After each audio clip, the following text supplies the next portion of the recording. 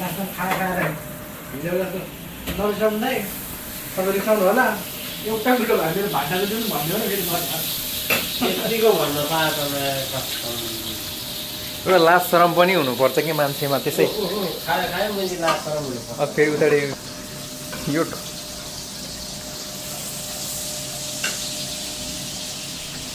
तपाईँ चाहिँ के हुँदैन नि के बनाउनु भयो सुकुटी बनाए जस्तो चिकनलाई सुकुटी बनाउन खोजेर सुकुटी बन्छ भन्नुहोस् त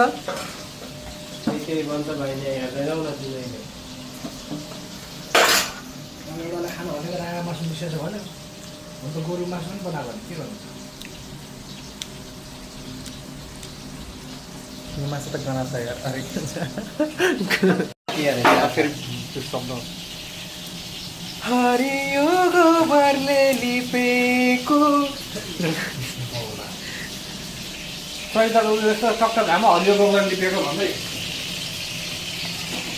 कहाँबाट बोलाएर आएको थियो यार यता खाना खाना भ्या